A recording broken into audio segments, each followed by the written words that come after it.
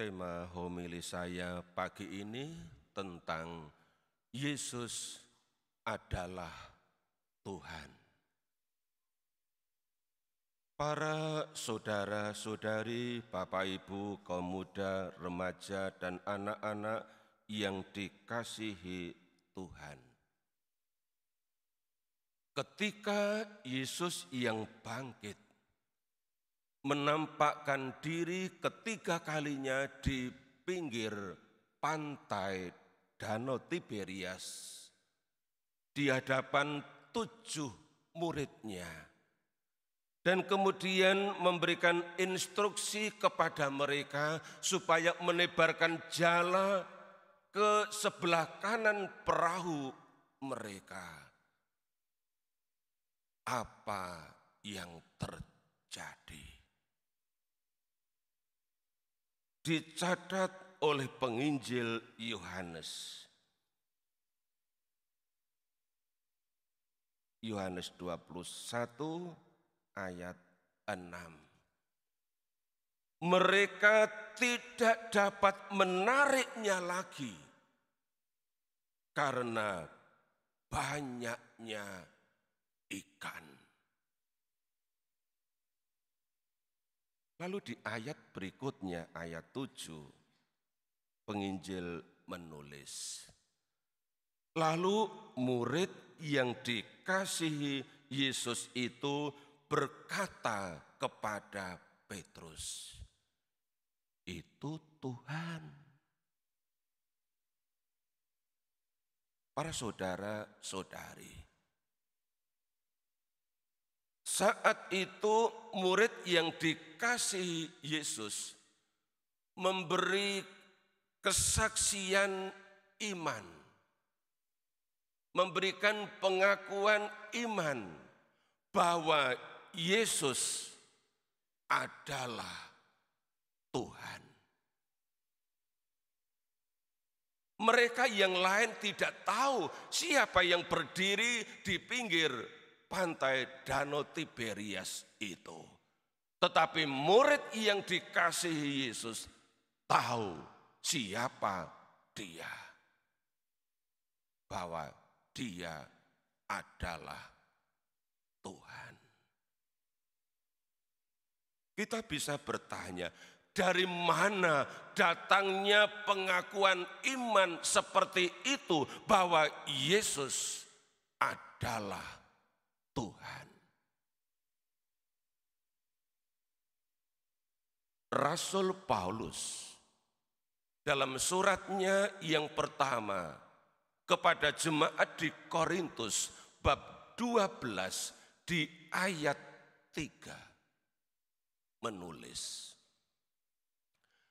tidak ada seorang pun yang dapat mengaku bahwa Yesus adalah Tuhan selain oleh Roh Kudus.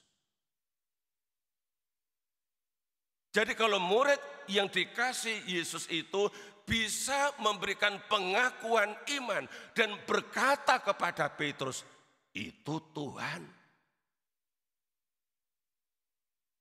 Itu karena Roh Kudus bekerja di dalam dirinya, memberikan pencerahan kepada murid yang dikasih Yesus itu,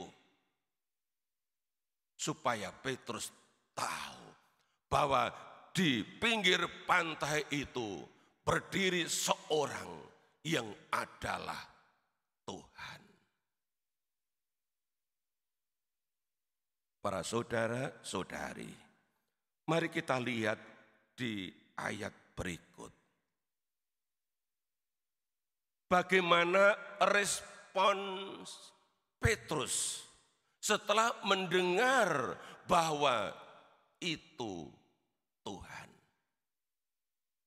Ditulis oleh penginjil begini, ketika Petrus mendengar bahwa itu adalah Tuhan, ada 2 tindakan yang dilakukan oleh Petrus. pertama. Maka ia mengenakan jubahnya, sebab ia tidak berpakaian. Apa arti kalimat ini? Ketika Petrus tahu bahwa di pinggir pantai Danau Tiberias itu berdiri seorang yang adalah Tuhan, sementara dia tidak berpakaian, maka ia segera mengenakan jubahnya. Inilah tanda bahwa Petrus punya sikap hormat terhadap Yesus yang adalah Tuhan. Mengenakan pakaian, apalagi kalau pakaian itu pantas, pakaian itu sopan, maka pakaian yang sopan itu mengungkapkan sikap hormat. Pertama, hormat terhadap tubuh sendiri. Yang kedua, hormat terhadap siapa ia mau memberikan rasa hormat. Petrus mengenakan jubahnya karena ia mau menunjukkan sikap hormat kepada Yesus yang adalah Tuhan. Oleh karena itu Bapak Ibu saudara-saudari, kalau Bapak Ibu saudara-saudari anak-anak pergi ke gereja dan mengenakan pakaian yang rapi, pakaian yang pantas, pakaian yang sopan, ini ada artinya. Itu berarti bahwa Bapak Ibu saudara-saudari anak-anak mau menyatakan sikap hormat kepada Yesus yang adalah Tuhan yang kita rayakan sepanjang Ekaristi berlangsung. Sebab sepanjang Ekaristi itu Yesus yang adalah Tuhan menjadi pusat. Pusat Ekaristi adalah Yesus sendiri. Maka sebenarnya bahwa pergi ke gereja itu mesti berpakaian rapi atau baik atau pantas atau sopan, tidak perlu dihimbau. Mestinya sudah datang dengan sendirinya. Karena apa? Ini adalah ungkapan rasa hormat kepada Yesus yang adalah Tuhan. Baik, kita lihat sikap kedua yang dilakukan oleh Petrus. Jadi setelah ia mengenakan jubahnya sebab ia tidak berpakaian, yang kedua lalu terjun ke dalam danau.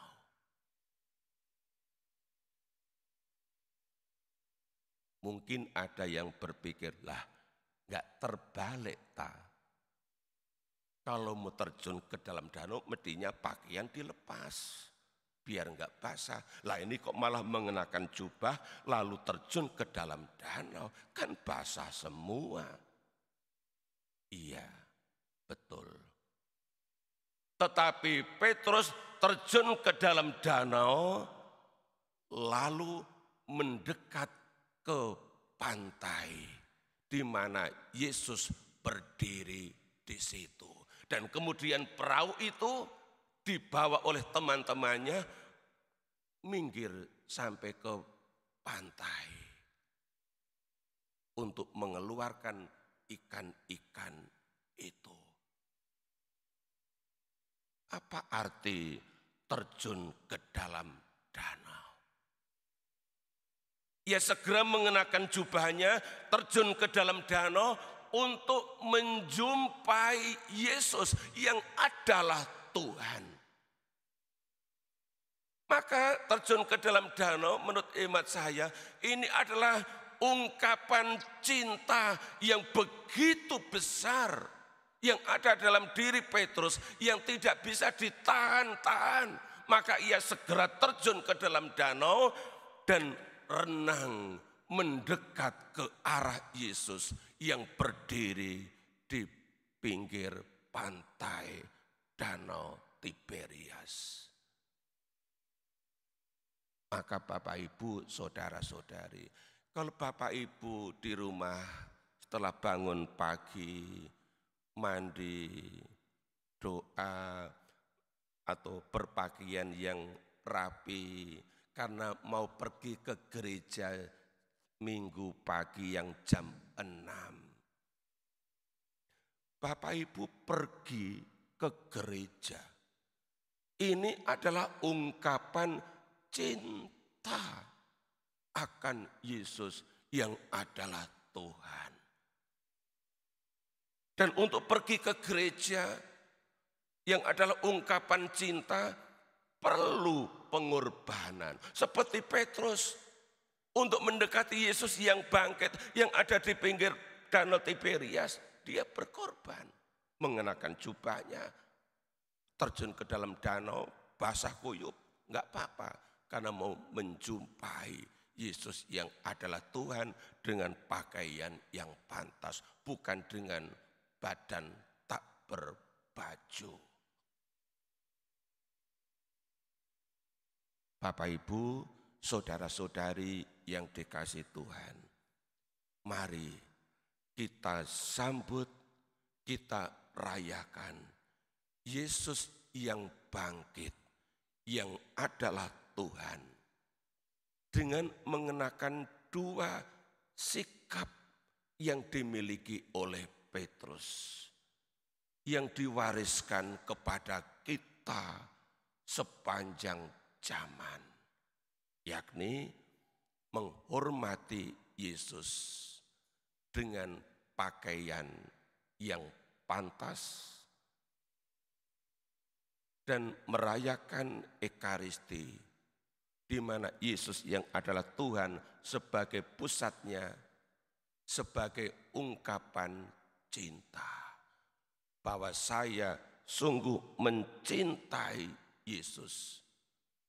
Saya mau menjadi murid Yesus yang mencintai Dia. Dan karena itu saya mau mengungkapkan cinta itu dengan pergi ke gereja merayakan Ekaristi.